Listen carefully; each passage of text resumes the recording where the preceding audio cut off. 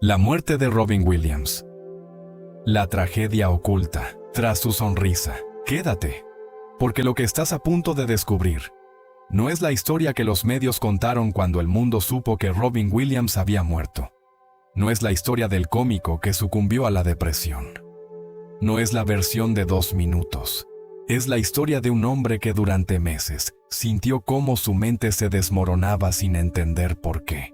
Que fue a ver a especialistas y ninguno supo decirle qué le ocurría. Que recibió un diagnóstico que era incorrecto. Que tenía algo en su cerebro que los mejores médicos de los Estados Unidos no pudieron encontrar mientras estaba vivo.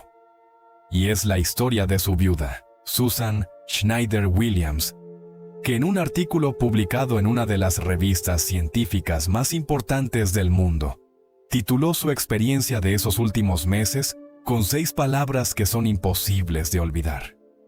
El terrorista dentro del cerebro de mi marido. Acompáñanos, porque hay una verdad oculta detrás de la sonrisa de Robin Williams que merece ser contada completa. El 11 de agosto de 2014, a las 11:55 de la mañana, los servicios de emergencia del condado de Marin, California, recibieron una llamada desde una residencia en Paradise Cay. La asistente personal de Robin Williams había intentado despertarlo esa mañana y no había obtenido respuesta. Los paramédicos llegaron y encontraron a Robin Williams sin vida en su dormitorio. Tenía 63 años. La causa de muerte fue asfixia. El mundo supo ese día que Robin Williams se había quitado la vida. Pero lo que el mundo no supo ese día, lo que tardaría meses en conocerse, lo que cambiaría completamente la comprensión de por qué este hombre llegó a ese punto, estaba guardado en su cerebro. Y cuando los médicos forenses lo examinaron después de su muerte, cuando el neuropatólogo revisó el tejido cerebral bajo el microscopio, lo que encontró le dejó sin palabras. El doctor Bruce Miller, director del Centro de Memoria y Envejecimiento de la Universidad de California en San Francisco, revisó el caso y dijo algo que pocos profesionales de su nivel dicen en voz alta, que era la forma de demencia con cuerpos de Lewy más devastadora que había visto jamás en su carrera. Y añadió algo más perturbador todavía, que le sorprendía que Robin Williams hubiera podido caminar o moverse dado el estado de su cerebro.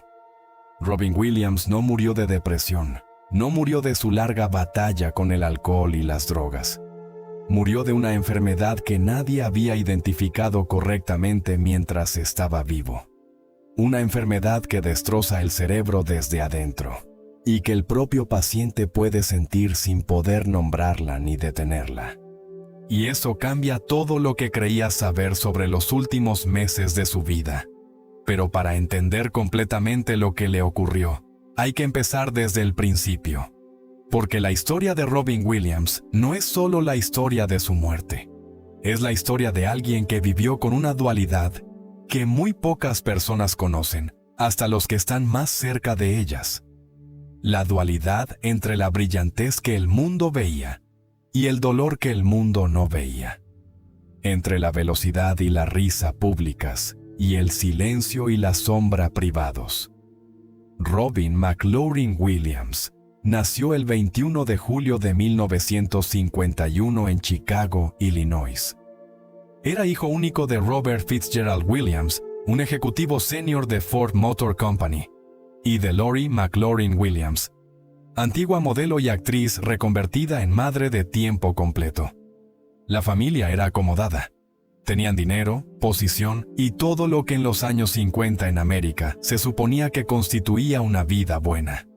Y Robin Williams fue un niño extraordinariamente solitario. Su padre viajaba constantemente por trabajo. Su madre tenía una vida social activa que la mantenía frecuentemente ocupada. Y Robin, el único hijo en esas casas grandes y silenciosas, llenaba el tiempo solo en su habitación, construyendo mundos con soldados de juguete, imitando voces, haciendo que esas figuras pequeñas hablaran entre ellas de maneras que el niño real no sabía todavía cómo hacer con la gente de carne y hueso. La soledad que no sabía cómo expresar en conversaciones ordinarias la transformaba en personajes, en voces distintas, en la capacidad de ser cualquier otro porque ser exactamente el mismo. En ese silencio de los cuartos vacíos, resultaba demasiado pesado. Su madre reconoció años después, con la honestidad tardía que llega cuando el tiempo ya no puede desandar lo que ocurrió, que no había entendido lo solo que había estado Robin. Que había pensado que era una madre maravillosa, pero que quizás no lo había sido del todo de la manera que su hijo necesitaba.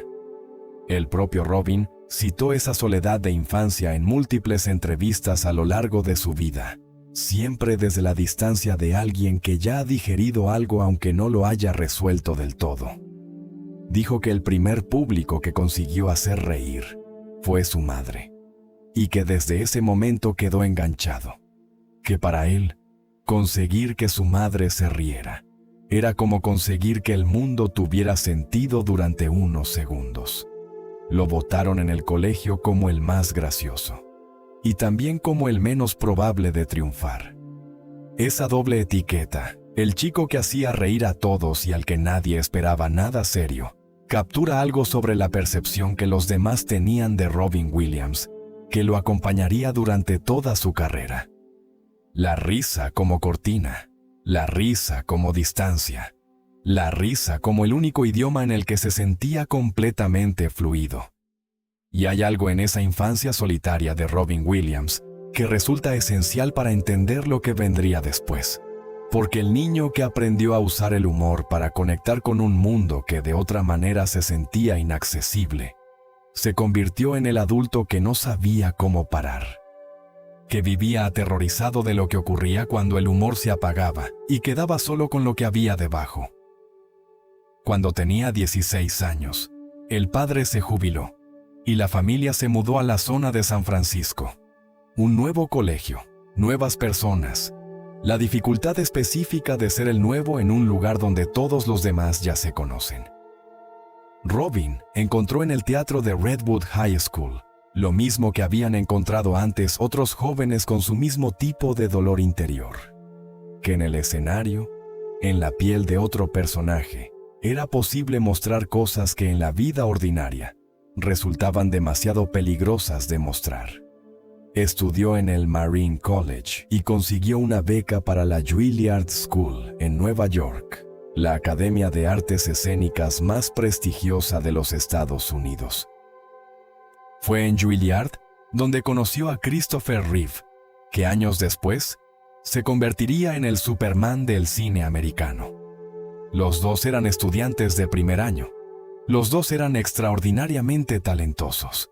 Y los dos, según las memorias de Reeve, conectaron de inmediato con el tipo de intensidad que produce enfrentarse codo a codo a una formación exigente con alguien que tiene el mismo nivel de compromiso con el trabajo. La amistad entre Robin Williams y Christopher Reeve duraría décadas. Y cuando en 1995 Reeve tuvo el accidente de equitación que lo dejó tetrapléjico, cuando estaba en el hospital enfrentando la posibilidad de que el resto de su vida transcurriera sin movimiento, sin la capacidad de respirar sin asistencia, alguien entró en su habitación disfrazado de médico soviético que hablaba con un acento absurdo y que empezó a ejecutar el examen médico más estrafalario que se hubiera visto nunca en aquella planta hospitalaria. Era Robin Williams. Había volado directamente para estar con su amigo. Y Reeve dijo después que en ese momento, en esa cama de hospital, Robin lo hizo reír de verdad por primera vez desde el accidente, y que en ese instante entendió que podría seguir viviendo. Además de ese gesto, Williams ayudó durante años a financiar la rehabilitación y los cuidados de Reeve de manera privada, sin publicidad, sin hacer de ello una historia que le diera crédito público. Porque esa era la diferencia entre el Robin Williams que el mundo veía y el que conocían sus amigos. que en privado hacía las cosas que importan sin necesidad de que nadie lo viera. Después de abandonar Juilliard a mitad de su programa de estudios, Williams volvió a California y empezó a actuar en los clubs de comedia de San Francisco. Lo que ocurrió en esos escenarios pequeños fue algo que los que lo vieron en esa época describieron como diferente de todo lo que habían visto antes. Robin Williams no hacía stand-up como lo hacían los demás. No tenía un guión fijo, no tenía una secuencia preparada que repetía con variaciones. Improvisaba a una velocidad que hacía que el público sintiera que estaba presenciando algo que podría no ocurrir exactamente así nunca más. Su amigo Billy Crystal diría después que actuar junto a Robin Williams era como intentar lanzar un cometa. Y el propio Williams describió su proceso creativo con una claridad que en retrospectiva dice mucho sobre su interior. La comedia le salía como un chorro, dijo, como una especie de explosión, y añadió algo que resulta especialmente revelador, que venía de un lugar más oscuro, que quizás salía de la rabia, de la indignación ante las crueldades y las hipocresías del mundo. El stand-up de Robin Williams no era solo entretenimiento, era un sistema de gestión de algo que vivía dentro de él y que necesitaba salir constantemente. Y cuando no salía, cuando el escenario no estaba disponible, lo que quedaba era un hombre que a veces no sabía qué hacer consigo mismo. Sus amigos más íntimos distinguían con claridad al Robin del escenario y al Robin privado. Billy Crystal, quizás su amigo más cercano en el mundo de la comedia, decía que actuar junto a Robin era como intentar lanzar un cometa, que su velocidad y su energía eran tan extremas que lo único que podías hacer era aferrarte y disfrutar del viaje, que intentar mantener el ritmo de su mente en plena improvisación era física y cognitivamente agotador para cualquier persona que no fuera él. Pero había otro Robin, el que aparecía cuando las cámaras se apagaban y el público se marchaba. Los que compartieron tiempo con él en momentos ordinarios describen a alguien que podía quedarse en silencio durante minutos, que tenía lo que sus amigos llamaban la mirada de los 1000 metros. Una mirada que miraba hacia adentro, hacia algún lugar que ninguno de los que estaban con él podía ver. Y que entonces, de repente, alguien decía una palabra o se movía de una manera particular, y algo se encendía en él, y volvía el Robin que el mundo conocía, el que hacía que cualquier momento se convirtiera en algo que valía la pena. Esa dualidad, ese contraste entre la energía pública y la quietud privada, es una de las cosas que más sorprendían a quienes lo conocían de verdad. Y es también una de las cosas que hace que su historia sea tan relevante para tantas personas, porque es la historia de alguien que aprendió muy temprano a construir un mundo exterior, que fuera el opuesto exacto de lo que ocurría en el interior. En una de las entrevistas más recordadas de su carrera, le preguntaron qué pensaba que diría Dios cuando llegara al cielo. Williams respondió, sin pausa, sin preparación visible, que había una silla en primera fila en el concierto. Era una broma. Era también, quizás, la manera más concisa de decir lo que necesitaba. Que hubiera alguien ahí que lo esperara, que hubiera un lugar reservado específicamente para él, que no tuviera que ganárselo todo el tiempo. Ese fue siempre el motor profundo de todo lo que hizo. No la fama, que llegó y que le incomodaba tanto como le atraía. No el dinero, que tuvo y que usó generosamente con sus amigos, con sus causas, con las personas que necesitaban ayuda sin hacer publicidad de ello. El motor profundo era la necesidad de saber que había alguien mirando, que había alguien que lo veía de verdad, que la risa que generaba era también una forma de conexión que la soledad de aquellas casas grandes de su infancia nunca había conseguido del todo. La filantropía fue una parte constante y discreta de su vida, que muy poca gente conoce en todo su alcance. Además de la ayuda privada a Christopher Reeve, fue uno de los fundadores de Comic Relief, la organización benéfica que recauda fondos para los sin techo en los Estados Unidos, y que organizó 3 especiales televisivos, en los que participaron algunas de las figuras más importantes de la comedia americana. Viajó regularmente con la USO, la Organización de Entretenimiento de las Fuerzas Armadas de los Estados Unidos, para actuar ante las tropas desplegadas en zonas de conflicto. Fue a Irak, fue a Afganistán, fue a donde los soldados estaban y necesitaban que alguien les recordara que el mundo que defendían tenía también humor y alegría. Y cuando lo hacía, no era el Robin Williams de las grandes producciones, el que llegaba en limusina y necesitaba un camerino con requerimientos específicos. Era el cómico que se subía a un escenario improvisado y daba todo lo que tenía durante horas, porque el público que tenía delante necesitaba eso y él sabía cómo darlo.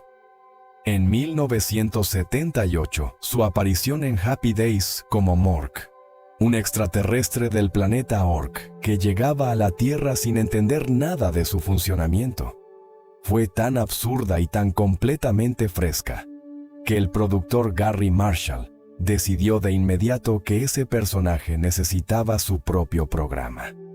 La historia dice que cuando Marshall le pidió en la audición que se sentara, Robin Williams se sentó sobre su cabeza. Y esa disposición a hacer exactamente lo contrario de lo esperado, era la esencia de su talento. Mork y Mindy se emitió de 1978 a 1982. Fue un éxito masivo. Y fue exactamente en ese periodo, en el vértigo del éxito repentino y la presión de mantenerlo, cuando comenzó a consumir cocaína. Lo confesó él mismo en entrevistas posteriores con una honestidad que desarmaba a los periodistas que esperaban evasivas. Dijo que la cocaína, que para la mayoría de las personas que la consumen produce hiperactividad, en él hacía exactamente lo contrario. Lo calmaba. Le permitía bajar la velocidad de una mente que nunca se detenía. Le daba paradójicamente algo parecido al descanso que de otra manera no encontraba.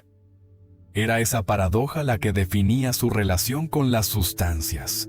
No las buscaba para estar mejor, las buscaba para estar más quieto. Para que la maquinaria que producía personajes y voces y asociaciones a velocidad de vértigo se pusiera a una velocidad más manejable, para poder simplemente respirar. Estaba en esa etapa cuando John Belushi, su amigo y compañero de generación del stand-up y Saturday Night Live, murió de una sobredosis combinada de heroína y cocaína en el Chateau Marmont de Los Ángeles, en marzo de 1982. Robin Williams y Robert De Niro fueron 2 de las últimas personas que vieron vivo a Belushi esa noche, en visitas separadas al bungalow donde Belushi alojaba. La muerte de Belushi fue algo que Williams describió como la señal de alarma más grande de su vida. Dijo que Belushi era un torrente, que podía hacer cualquier cosa, que parecía indestructible, y que si él podía estar muerto, nadie era indestructible. Coincidió con el nacimiento de su primer hijo, Zachary, en 1983, y Robin Williams tomó una decisión: dejó la cocaína. Dijo que cuando vio a su hijo entendió que no podía ser padre y seguir viviendo de esa manera, que había que elegir, y eligió. No volvería a tocar la cocaína en el resto de su vida. El alcohol fue otra historia, y la depresión, que había estado ahí siempre aunque raramente recibiera ese nombre en voz alta, continuó siendo la sombra que convivía con la brillantez. Sus primeras películas de cine tuvieron resultados mixtos. Popeye en 1980 fue un fracaso. The World, According to Garp, en 1982, demostró que podía hacer algo que nadie esperaba de él: actuar con una profundidad dramática que iba mucho más allá del cómico de televisión. Y entonces llegó el periodo que definiría su imagen cinematográfica para siempre. Good Morning Vietnam, en 1987. Dead Poets Society en 1989. Awakenings en 1990. The Fisher King en 1991. 4 películas en 4 años. 4 nominaciones al Oscar. Y la demostración, para quien todavía no lo había entendido, de que Robin Williams era uno de los actores más completos de su generación. Good Morning Vietnam lo puso frente al mundo de una manera diferente de como lo había puesto Mork y Mindy. El locutor de radio Adrian Cronauer, que usaba la improvisación y el humor como armas de resistencia emocional en medio de la guerra de Vietnam, le permitió a Williams hacer lo que mejor sabía hacer, y al mismo tiempo demostrar que lo que mejor sabía hacer tenía profundidad dramática real. Que la risa que producía no era solo entretenimiento, sino también un mecanismo de supervivencia, una manera de mantener la humanidad intacta, en condiciones que amenazaban con destruirla. Barry Levinson, el director de Good Morning Vietnam, dijo que durante el rodaje dejaba rodar la cámara simplemente porque nunca sabía cuándo Robin iba a producir algo que era mejor que cualquier cosa que hubiera podido planear. Que la pregunta no era cómo sacar lo mejor de Robin Williams, sino cómo ser lo suficientemente rápido para capturarlo cuando salía. Y hay algo sobre Dead Poets Society que merece un momento de atención específica. Porque el personaje del profesor John Keating, que entra al aula y les dice a sus alumnos que aprovechen el día, que la vida es breve y que deben vivirla con intensidad, era interpretado por un hombre que llevaba esa convicción dentro con una autenticidad que ningún guión podría haber fabricado. Keating le dice a sus estudiantes que cada uno de ellos tiene una voz propia, que el mundo necesita escucharla, que la conformidad es la muerte del espíritu. Williams, que había pasado años intentando que su madre lo mirara y lo escuchara, que había construido su carrera entera sobre la capacidad de hacer que el mundo lo mirara a él, encontró en ese personaje algo que resonaba con su historia más profunda, de maneras que el espectador no siempre puede ver, pero que siempre puede sentir. La famosa escena en que los alumnos se suben a sus pupitres al final de la película para decirle adiós al profesor que ha sido despedido. Esa escena que generaciones enteras de estudiantes de secundaria han querido vivir alguna vez. Fue rodada de una manera que el propio director Peter Weir describió como uno de los momentos más emocionantes de toda su carrera. Los actores jóvenes que interpretaban a los alumnos, algunos de los cuales eran prácticamente adolescentes reales, subieron a esos pupitres con una emoción que no era completamente actuada, porque algo en la presencia de Williams durante semanas de rodaje había creado en ellos la misma lealtad y el mismo afecto que la película quería que sus personajes sintieran por el profesor Keating. Ethan Hawke, que interpretaba al alumno más introvertido y más asustado, dijo años después que trabajar con Robin Williams en esa película fue una experiencia que definió su manera de entender la actuación, que había algo en la energía de Williams en el set que hacía que todo el mundo quisiera estar a la altura, que su generosidad como actor, la manera en que te daba exactamente lo que necesitabas en cada escena para que tu actuación funcionara, era algo que no había vuelto a experimentar de la misma manera con ningún otro actor. En 1992 le dio voz al genio de la lámpara en Aladdin. La sesión de grabación produjo casi 16 horas de material por la improvisación constante. El guión fue descartado para la nominación al Oscar a Mejor Guión Adaptado, porque la mayor parte de las líneas del genio no estaban en ningún papel. Las había inventado Robin Williams en tiempo real frente al micrófono de grabación, generando un personaje que en pocas décadas se convertiría en uno de los más queridos de la historia del cine animado. En 1993 llegó Mrs. Doubtfire, un padre divorciado que se disfraza de niñera escocesa para poder estar cerca de sus hijos. Y hay una historia sobre el rodaje de esa película que dice más sobre cómo funcionaba su mente que cualquier análisis técnico. Filmaban cada escena entre 15 y 22 veces. No porque Williams no la hiciera bien, sino porque nunca la hacía igual 2 veces. El director Chris Columbus dijo que editar la película se parecía a montar un documental. Nunca sabía qué versión de cada escena iba a elegir, porque todas eran diferentes, y todas eran buenas de maneras distintas. Hay varias versiones de Mrs. Doubtfire, que nunca se estrenaron porque tonalmente son completamente diferentes entre sí. Todas generadas por la misma mente, en el mismo rodaje improvisando en tiempo real. Pero entre el éxito de Mrs. Doubtfire en 1993 y el Oscar de Good Will Hunting en 1998, hubo años complicados. Películas que no funcionaron, proyectos que no llegaron a lo que se esperaba, y la depresión, que nunca había desaparecido del todo, que había sido siempre la sombra que caminaba junto a la brillantez. Sus amigos más cercanos describen a un Williams de esos años que alternaba entre periodos de trabajo frenético y periodos de quietud preocupante, que se preocupaba constantemente por su relevancia, por si los actores más jóvenes lo estaban desplazando, por si el mundo del entretenimiento que le había dado todo estaba a punto de darle la espalda. Su hijo Zack dijo después que la felicidad de su padre dependía mucho de cómo iba su carrera.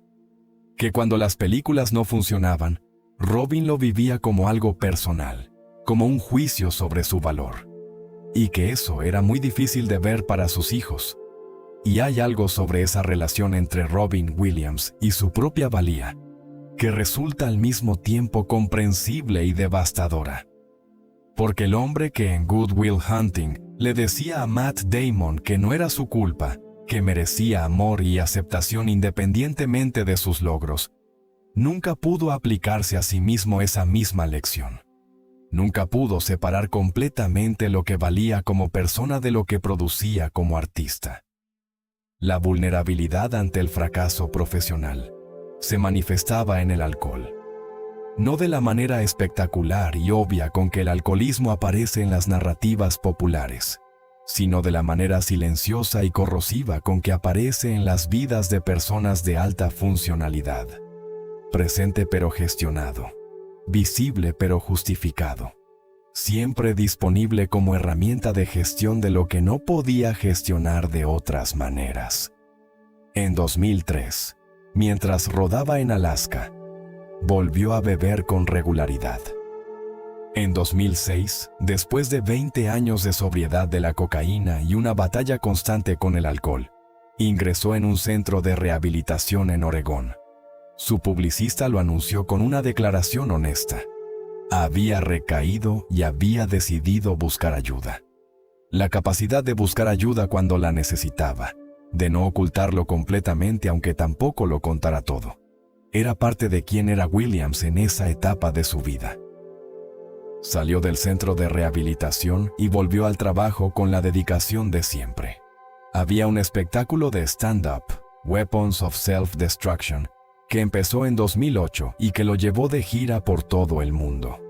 Un espectáculo de más de 2 horas cada noche, durante meses, que agotaba a cualquiera que lo viera y que agotaba aún más al hombre que lo ejecutaba. Porque ejecutar 2 horas de comedia improvisada en un escenario requería la concentración total de esa mente que nunca descansaba. Y cuando terminaba y el público se marchaba, lo que quedaba era el silencio de los camerinos y los hoteles, y los vuelos entre ciudades. Durante esa gira, los problemas cardíacos lo enviaron al hospital. Fue operado del corazón a principios de 2009. Y la recuperación requirió lo que Robin Williams menos toleraba: tiempo sin trabajo, quietud, el silencio que siempre le había resultado más difícil de gestionar que el ruido. Fue en ese periodo de convalecencia donde conoció a Susan Schneider, una diseñadora gráfica que no venía del mundo del espectáculo, que tenía su propia vida artística, que podía relacionarse con Robin desde un lugar que no estaba definido por lo que él producía o por lo que su fama representaba. Los que los conocieron en esos primeros años describen una relación genuinamente cálida, genuinamente presente. Susan decía que Robin era su mejor amigo, que con él la vida tenía una dimensión extra de color y de posibilidad, que sin él no existía de la misma manera. Se casaron en octubre de 2011 en una ceremonia íntima en el Meadowood Resort en St. Helena, California. En 2013 llegó una cancelación que Robin tomó peor de lo que dejaba ver. The Crazy Ones, un programa de televisión comercial que había aceptado con un entusiasmo que sorprendió a sus amigos, fue cancelado por CBS después de una sola temporada. El golpe al orgullo y a la identidad de alguien cuya carrera había sido el eje de su bienestar emocional durante décadas fue real, aunque intentara no mostrarlo. Y en 1997 llegó Good Will Hunting, la película que le daría el único Oscar de su carrera, en el papel del terapeuta Sean Maguire, que ayuda a un joven brillante y profundamente roto a encontrar la manera de aceptar su propia valía. La película la habían escrito dos jóvenes desconocidos llamados Matt Damon y Ben Affleck. Y Robin Williams tomó el guión y lo convirtió en algo que trasciende lo que estaba escrito en el papel. Y hay algo sobre la actuación de Robin Williams en Good Will Hunting que resulta especialmente significativo cuando se conoce la historia completa de este hombre. Porque Sean Maguire, el terapeuta que interpreta, es alguien que ha sufrido sus propias pérdidas, que carga con su propio dolor, y que sin embargo ha encontrado la manera de estar completamente presente para la persona que tiene delante. No desde la superioridad del que ya lo tiene todo resuelto, sino desde la humanidad del que también ha luchado y sigue luchando. La escena más famosa de Good Will Hunting es aquella en que el terapeuta de Williams le dice al personaje de Matt Damon, una y otra vez, con una paciencia que parece no tener límite: no es tu culpa, no es tu culpa, no es tu culpa. Cada repetición más cargada que la anterior. Cada repetición llegando un poco más profundo, hasta que el personaje de Damon se rompe y llora, y puede finalmente empezar a procesar lo que no había podido procesar. Williams ganó el Oscar al mejor actor de reparto por esa escena. Era la primera y única estatuilla de una carrera que había incluido múltiples nominaciones anteriores. En su discurso de agradecimiento, estuvo gracioso y emotivo como siempre. Y durante unos segundos, mirando el Oscar en sus manos, tuvo una expresión que los que le conocían describirían después como la de alguien que no estaba del todo seguro de merecer lo que sostenía. Hay algo profundamente irónico en que el hombre que en esa película ayudó a millones de espectadores a sentirse comprendidos, que puso en pantalla con una precisión extraordinaria el proceso de alguien que aprende a aceptar su propio valor, no tuviera en sus últimos años a nadie que pudiera decirle a él con esa misma claridad qué exactamente le estaba ocurriendo. Que el conocimiento que Sean Maguire tiene sobre cómo ayudar a alguien que sufre no fuera suficiente para ayudar al hombre que lo interpretaba. Pero antes de llegar a esos últimos años, hay que hablar de lo que ocurrió en el medio. Porque la vida de Robin Williams entre el Oscar de 1997 y los últimos meses de su vida no fue un descenso continuo. Fue una vida compleja, con altibajos reales, con periodos de estabilidad genuina y periodos de crisis igualmente genuina. Se casó 3 veces. Valerie Velarde, con quien tuvo a su hijo Zachary. Marcia Garces, que había empezado siendo la niñera de Zachary y que se convirtió en su segunda esposa, con quien tuvo a Zelda, a quien llamó así por su amor al videojuego The Legend of Zelda, y a Cody. Y Susan Schneider, la diseñadora gráfica que conoció mientras se recuperaba de una operación de corazón en 2009, y con quien se casó en octubre de 2011. Los que conocieron a Robin en los años de sus matrimonios hablan de alguien que amaba ser padre con una intensidad que sorprendía incluso a quienes lo conocían bien. Que los niños le sacaban lo mejor. Que cuando estaba con sus hijos, la energía que en el escenario se dirigía hacia el exterior. se convertía en algo más íntimo y más cálido. Sus hijos son unánimes en describir a un padre presente, creativo, que convertía las cosas ordinarias en extraordinarias sin aparente esfuerzo. Su hijo Zachary dijo después de su muerte algo que resulta especialmente doloroso conociendo la historia completa, que la felicidad de su padre estaba muy correlacionada con cómo le iba en su carrera, que cuando las películas no funcionaban, Robin lo tomaba de manera personal, que lo vivía como un ataque personal, y que eso era muy difícil de ver para sus hijos. En 2006, después de 20 años de sobriedad de la cocaína y una batalla constante con el alcohol, Robin Williams ingresó en un centro de rehabilitación en Oregón. Su publicista lo anunció públicamente con una declaración honesta. Había recaído en la bebida y había decidido buscar ayuda. Esa capacidad de buscar ayuda cuando la necesitaba, de no ocultar completamente lo que ocurría aunque tampoco lo contara todo, era parte de quién era Robin Williams en esa etapa de su vida. Durante la gira de stand-up Weapons of Self-Destruction de 2009, los problemas cardíacos lo enviaron al hospital. Fue operado del corazón.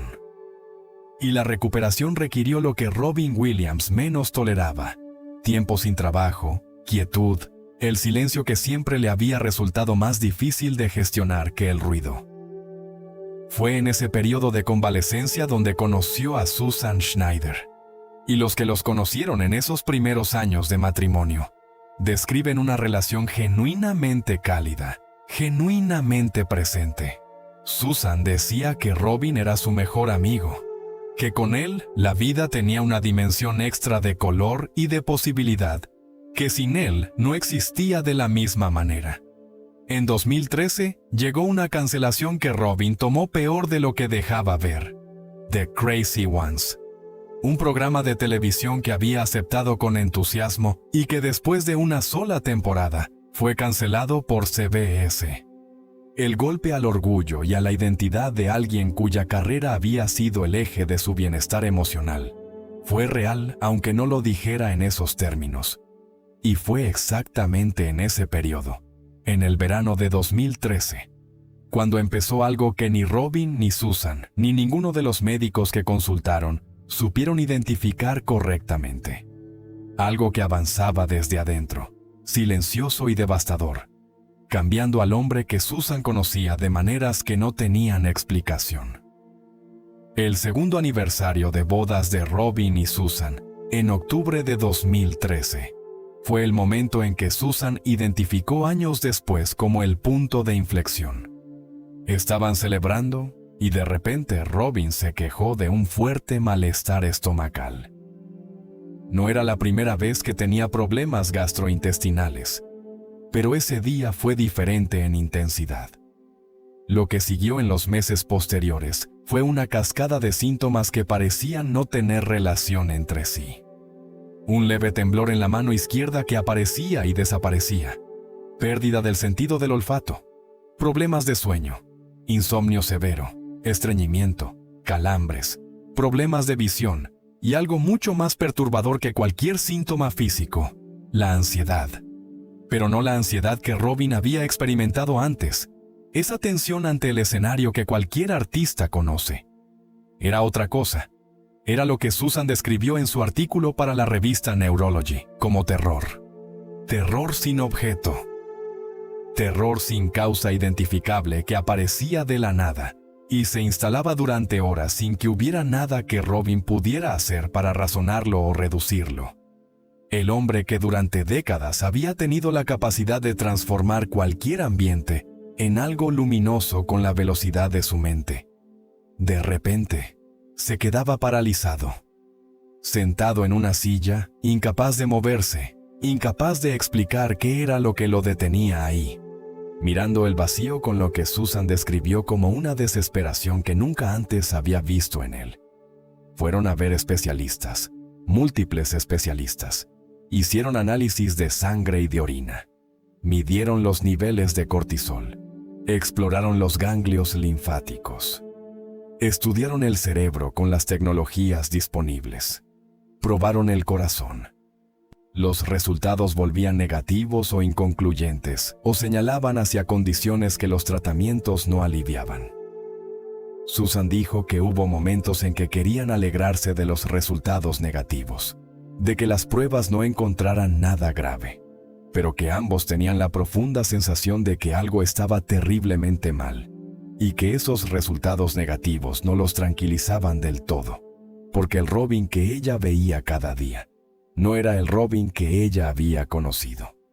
Los síntomas fluctuaban.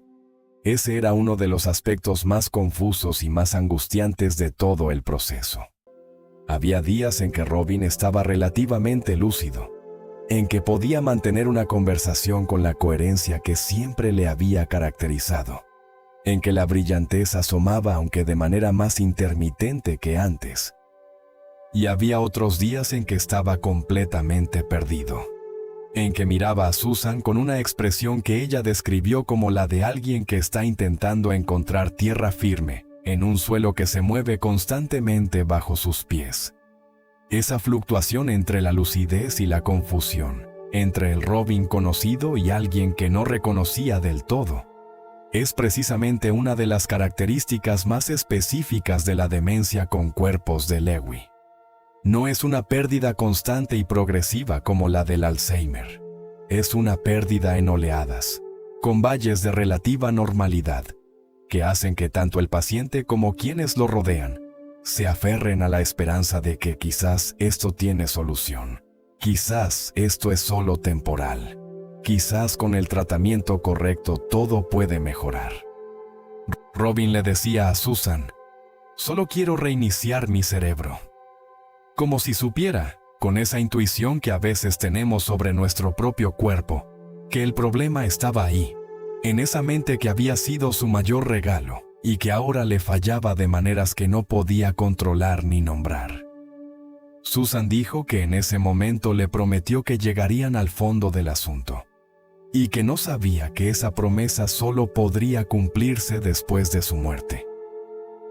Y mientras todo esto ocurría en privado, en el silencio de las consultas médicas y las noches sin dormir, Robin Williams seguía trabajando, porque trabajar era lo único que sabía hacer cuando todo lo demás fallaba.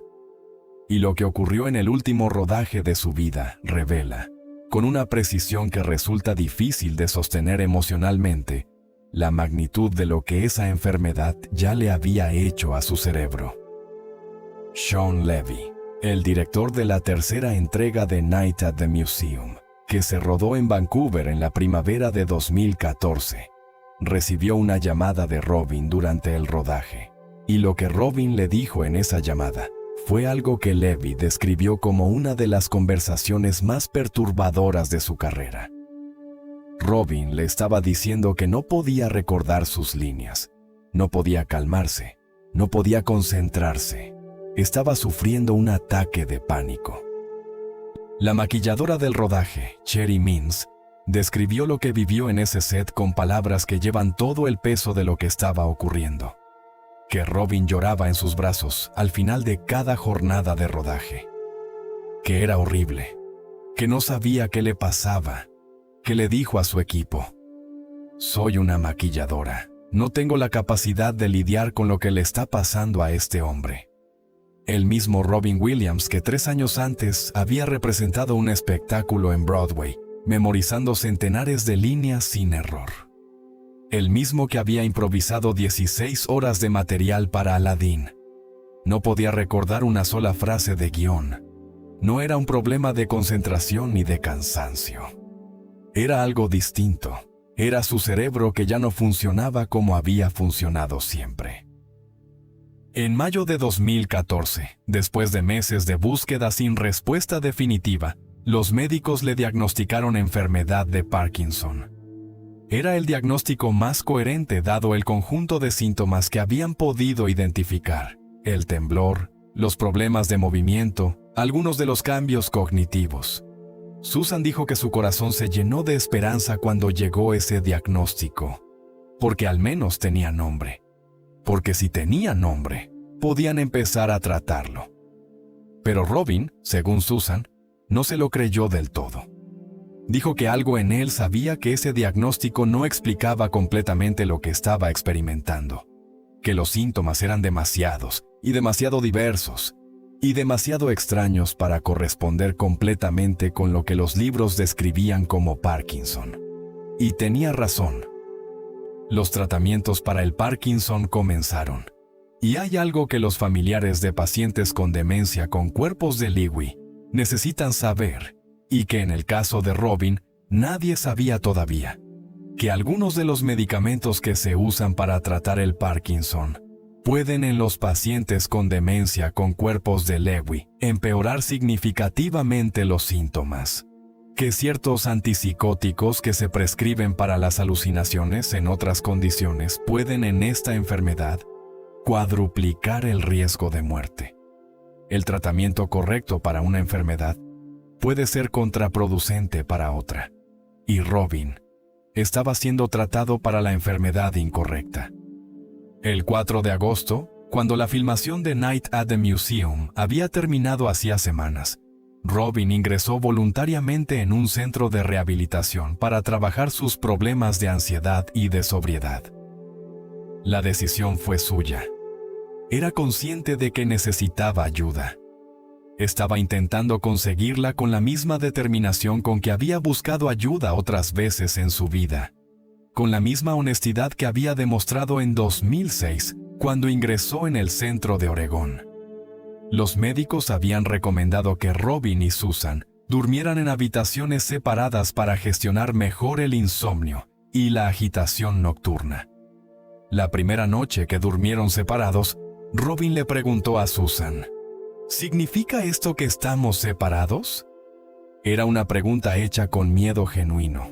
El miedo de alguien que siente que el mundo que conoce se está descomponiendo y que solo le quedan las personas que quiere para sujetarse a algo firme. Susan le respondió que no, que seguían juntos, que simplemente necesitaban dormir así por un tiempo. No era una separación. Era solo el intento de gestionar una enfermedad que ninguno de los dos sabía todavía que era una demencia devastadora. La noche del 10 de agosto, Robin y Susan se dieron las buenas noches. Susan se retiró a su habitación. Robin le pidió que le dejara descansar. No había señales de alarma visibles en ese momento. No había nada que indicara que esa despedida iba a ser diferente de cualquier otra noche. A la mañana siguiente, antes del mediodía, la asistente personal que llegó a la residencia no pudo despertar a Robin Williams. Llamó a los servicios de emergencia. Los paramédicos llegaron y encontraron a Robin sin vida en su dormitorio. Era el 11 de agosto de 2014. El mundo perdía ese día a alguien que nunca se puede reemplazar de la misma manera. 3 meses después de su muerte, el informe forense completó su análisis del tejido cerebral de Robin Williams. Y lo que ese informe reveló cambió completamente la narrativa sobre por qué este hombre había llegado a ese punto. Robin Williams tenía demencia difusa con cuerpos de Lewy, una enfermedad que nadie había diagnosticado mientras estaba vivo.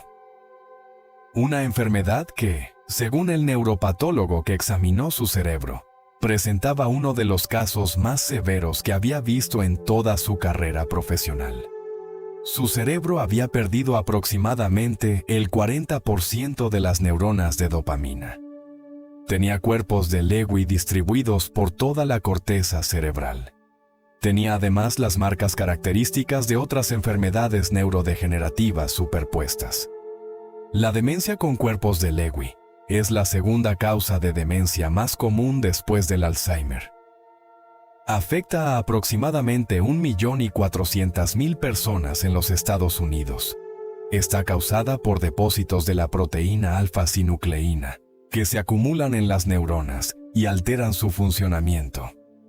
Produce síntomas que se solapan con los del Parkinson, los del Alzheimer y los de la psicosis: confusión, alucinaciones, paranoia, pérdida de memoria, problemas de movimiento, fluctuaciones entre momentos de relativa claridad y episodios de total desorientación. Esa fluctuación, ese ir y venir de la lucidez, Es una de las características específicas de la enfermedad, y es una de las razones por las que resulta tan difícil de diagnosticar correctamente. Porque el paciente puede parecer relativamente bien en la consulta del médico y estar completamente perdido 2 horas después. Porque los síntomas no son constantes y predecibles. Porque se parecen a tantas otras cosas que los médicos, razonablemente, exploran primero las explicaciones más comunes. Y Robin Williams había tenido acceso a los mejores médicos de los Estados Unidos. Había tenido recursos para hacer todas las pruebas disponibles. Si con todo eso no se pudo llegar al diagnóstico correcto mientras estaba vivo, la pregunta que eso genera sobre lo que ocurre con quienes tienen menos acceso a esos recursos resulta difícil de ignorar. Susan Schneider Williams publicó en octubre de 2016 en la revista Neurology una carta dirigida a los neurólogos del mundo. La tituló El terrorista dentro del cerebro de mi marido. En ella describió los últimos meses de la vida de Robin, con la precisión clínica de quien ha estudiado la enfermedad a fondo y la honestidad emocional de quien la vivió desde adentro. Escribió que Robin estaba perdiendo su mente y que era consciente de ello. Y preguntó, ¿pueden imaginar el dolor que sentía mientras experimentaba su propia desintegración? Ni él ni nadie podía detenerlo. No hay cantidad de inteligencia ni de amor que pudiera detenerlo. Escribió que su marido estaba atrapado en la arquitectura retorcida de sus neuronas y que sin importar lo que ella hiciera, no podía sacarlo de ahí.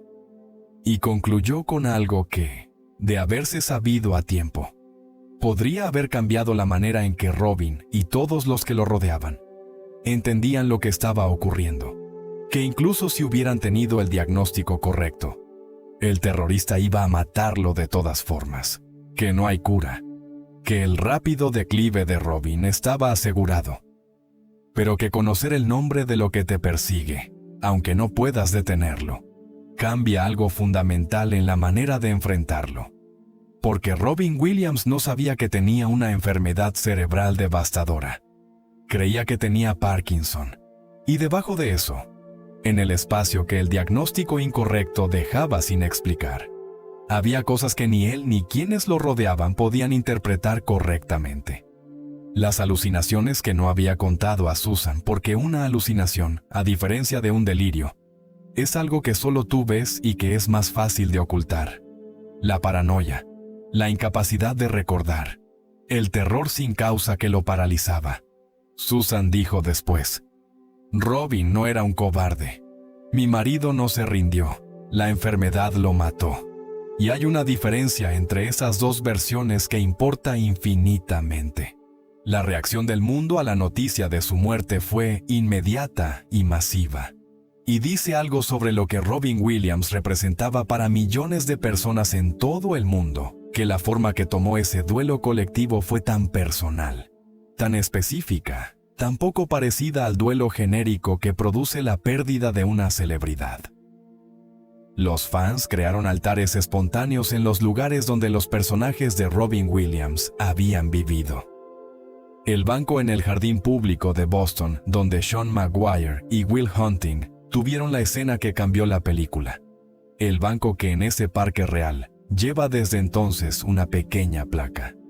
La casa de Pacific Heights, donde Daniel Hillard se convirtió en la señora Doubtfire, cuya fachada reconocen fans de todo el mundo que hacen el viaje específicamente para verla. Rincones de ciudades del mundo entero donde alguien había sentado alguna vez que Robin Williams lo entendía de una manera que muy pocas personas entendían. Porque ese era exactamente el efecto que producía Robin Williams en sus mejores actuaciones. No la admiración distante por un talento que existe en una esfera separada de tu vida, sino la sensación de reconocimiento, de que ese personaje en esa pantalla sabía algo sobre ti que tú no habías sabido articular.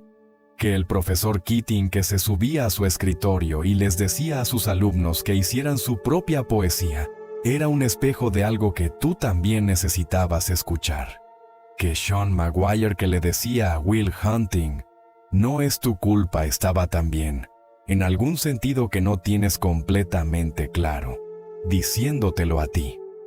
Esa capacidad de hacer que el espectador se sintiera directamente interpelado, de crear personajes que no solo existen en la pantalla, sino que de alguna manera bajan de la pantalla y se sientan junto a ti, es lo que hace que la muerte de Robin Williams se sintiera para millones de personas como la pérdida de alguien que conocían de verdad, aunque nunca hubieran estado en la misma habitación que él. Billy Crystal, su amigo de décadas, le rindió homenaje en la ceremonia de los Emmy, con palabras que llegaron directamente al corazón de quienes las escucharon. Lo llamó la estrella más brillante de la galaxia de la comedia. Y en ese momento, en mitad del homenaje, se le quebró la voz. No intentó disimularlo. No hizo el esfuerzo de mantenerse entero que los actores de su nivel generalmente hacen cuando actúan en público. Se le quebró la voz y lo dejó así. Y ese instante, ese quiebre en la voz de uno de los grandes cómicos de su generación frente a millones de espectadores, dijo más sobre lo que Robin Williams había sido para las personas que lo conocían que cualquier elaborada declaración póstuma. El presidente Barack Obama emitió una declaración que decía que Robin Williams había sido aviador, médico, genio, niñera, presidente, profesor, un Peter Pan desquiciado y todo lo demás, y que la nación había perdido a uno de sus grandes, a alguien cuyos dones para crear alegría y belleza son muy raros. Steven Spielberg, que lo había dirigido en Hook, dijo que Robin era una tormenta de relámpagos de genialidad cómica y que la risa que le daba era el trueno que lo sostenía. Matt Damon y Ben Affleck hablaron de él con el amor específico de quienes saben que alguien les dio una cosa que nadie más podría haberles dado. Y su hija Zelda publicó en sus redes sociales algo que capturó en pocas palabras lo que muchas personas sentían: que el mundo siempre es un poco más oscuro, menos colorido y menos alegre en su ausencia. Las cenizas de Robin Williams fueron esparcidas en la bahía de San Francisco, la ciudad donde había comenzado todo, donde los clubs de comedia de los años 70 lo habían visto convertirse en algo que el mundo todavía no tenía nombre para llamar. Desde la muerte de Robin Williams, Susan Schneider Williams se ha convertido en una de las voces más importantes del mundo en la concienciación sobre la demencia con cuerpos de Lewy.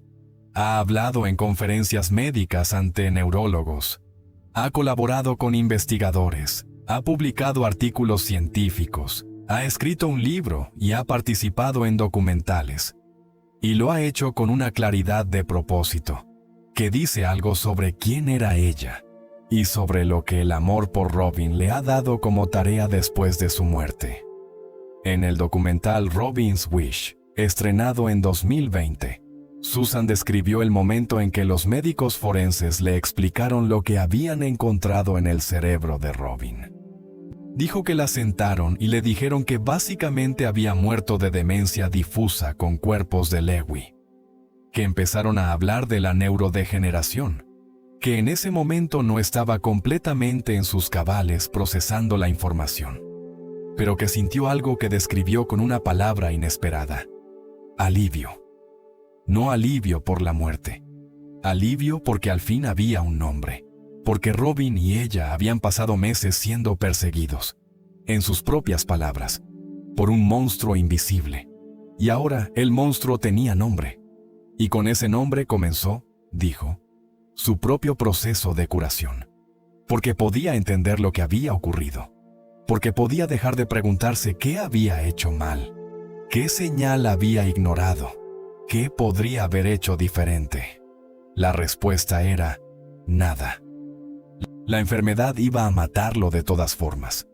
Uno de los médicos que revisó el caso le dijo a Susan que el estado del cerebro de Robin era como si tuviera cáncer en todos los órganos del cuerpo al mismo tiempo. Todos los sistemas estaban afectados.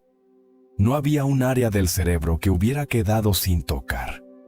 El neuropatólogo que dirigió el análisis dijo que era el caso más severo de demencia con cuerpos de Lewy que había visto en toda su carrera, y que le sorprendía, dado ese grado de deterioro, que Robin hubiera podido seguir filmando una película, relacionarse con otras personas, mantener conversaciones con coherencia aparente durante la mayor parte de ese tiempo. La demencia con cuerpos de Lewy sigue siendo una de las enfermedades más subdiagnosticadas del campo de la neurología. Tarda un promedio de 18 meses y 3 médicos diferentes en ser diagnosticada correctamente. Se confunde con Parkinson, con Alzheimer, con depresión severa, con psicosis. Y las consecuencias de ese diagnóstico tardío son enormes. Los pacientes reciben tratamientos diseñados para otras enfermedades. Ciertos antipsicóticos que se usan para las alucinaciones en otras condiciones pueden en la demencia con cuerpos de Lewy cuadruplicar el riesgo de muerte. La medicación equivocada no solo no ayuda, puede empeorar activamente el deterioro. El legado de Robin Williams en este sentido, el legado involuntario que nació de la manera más dolorosa posible, es que su historia ha puesto la demencia con cuerpos de Lewy en la conversación pública de una manera que años de campañas de concienciación no habían conseguido. Que millones de personas que nunca habían escuchado ese nombre, ahora lo conocen. Que hay familiares de pacientes que reconocieron en la descripción de los síntomas de Robin algo que veían en su propio ser querido, y que buscaron atención específica antes de que fuera demasiado tarde. Y el legado artístico no necesita defensa porque existe con su propia evidencia. Buenos días, Vietnam. La Sociedad de los Poetas Muertos. Despertares. El Rey Pescador. Hook. Aladdin. Mrs. Doubtfire. Jumanji. The Birdcage. Good Will Hunting. Patch Adams. Una filmografía que abarca géneros y tonos y tipos de personaje de una manera que muy pocos actores de ninguna generación han igualado. Y el stand-up, esas actuaciones en vivo que se sentían como presenciar algo que no podría repetirse exactamente igual nunca más. Porque la electricidad del momento dependía de lo que había en el aire, esa noche específica entre ese hombre y ese público específico. Y eso nunca se podía reproducir. Hay algo que Robin Williams dijo en una entrevista que resulta difícil de leer, sin que algo se detenga por un momento en el interior.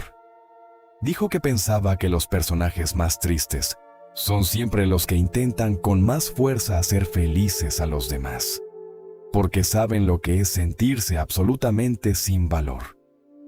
Y porque no quieren que nadie más sienta eso.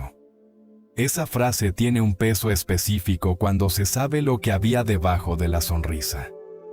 Cuando se entiende que el hombre que durante 63 años fue para el mundo la fuente de alegría, la persona que convertía el momento más ordinario en algo que valía la pena recordar, que hacía reír a salas enteras de personas con una generosidad que parecía inagotable, llevaba al mismo tiempo algo que ninguna cantidad de risa podía curar.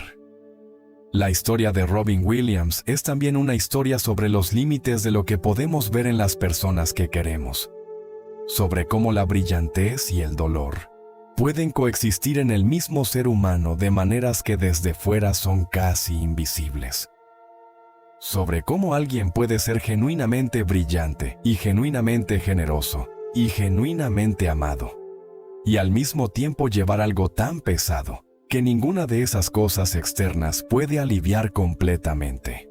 No hay en esa historia ninguna culpabilidad. No hay negligencia que señalar ni errores que enumerar.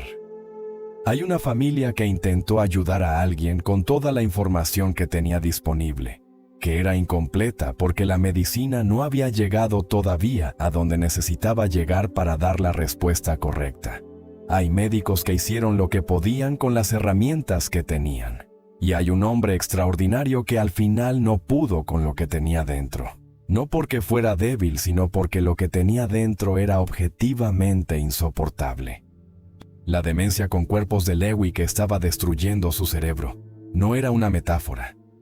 no era la expresión neurológica de una debilidad de carácter. Era una enfermedad real, física, documentada, que el neuropatólogo pudo ver bajo el microscopio cuando ya era demasiado tarde para ayudar a Robin, pero no demasiado tarde para que su historia ayudara a otros. Susan Schneider Williams dijo en una entrevista algo que resume mejor que cualquier análisis lo que significa la historia de Robin Williams 10 años después de su muerte: que Robin no era un cobarde, que no se rindió, que la enfermedad lo mató, y que hay una diferencia enorme entre esas dos versiones. Una diferencia que importa no solo para la memoria de Robin, sino para todas las personas que están sufriendo condiciones similares, y que necesitan que el mundo entienda que su sufrimiento tiene causas reales que merecen atención real, y diagnósticos reales, y tratamientos reales. La tragedia oculta tras la sonrisa de Robin Williams no era solo la depresión que la gente sabía que tenía. No era solo la adicción con la que había luchado durante décadas. Era una enfermedad que lo atacaba desde dentro, sin que él ni nadie a su alrededor pudiera verla, que destruía la mente que había sido su mayor regalo y su mayor tormento, que convertía en parálisis y en terror lo que antes había sido velocidad y risa. Y la sonrisa, esa sonrisa que el mundo conocía y reconocía y amaba, era al mismo tiempo completamente genuina y completamente insuficiente para cubrir todo lo que había debajo de ella. Hay personas en este momento que llevan la misma paradoja, que hacen reír a todos y no encuentran con quién hablar de lo que les duele, que están completamente presentes para los demás y completamente solos consigo mismos, que la imagen que el mundo ve y la realidad que viven en privado son dos versiones tan distintas de la misma existencia que resulta difícil creer que puedan pertenecer a la misma persona. La historia de Robin Williams dice algo sobre eso que ningún manual de salud mental puede decir de la misma manera: que la brillantez y el dolor no son opuestos, que conviven, que a veces se alimentan mutuamente de maneras que solo son visibles desde dentro, y que la persona que más te hace reír puede ser exactamente la que más necesita que alguien se siente con ella y le pregunte, ¿de verdad?, sin aceptar la risa como respuesta: ¿cómo está? Eso es quizás lo más importante de toda la historia de Robin Williams. No la enfermedad, que era cruel e injusta y que nadie eligió. No la actuación, que era extraordinaria y que permanecerá, sino la invitación a mirar más allá de la sonrisa de las personas que más nos importan, a preguntar con paciencia suficiente para esperar la respuesta real, a entender que el humor y el dolor pueden ser el mismo idioma hablado desde lugares muy diferentes. Robin Williams, 63 años. Una mente que fue uno de los grandes regalos que el siglo XX le dio al arte. Una generosidad que hizo que millones de personas se sintieran menos solas en el mundo. Y una sonrisa que fue también, durante demasiado tiempo, la forma más elegante y más dolorosa de estar solo.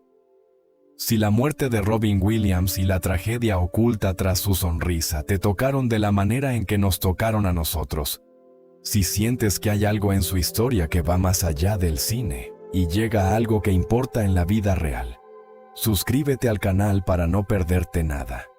Y no puedes perderte el próximo video, en el que hablaremos sobre otra vida extraordinaria marcada por secretos y por verdades que el mundo tardó demasiado en conocer.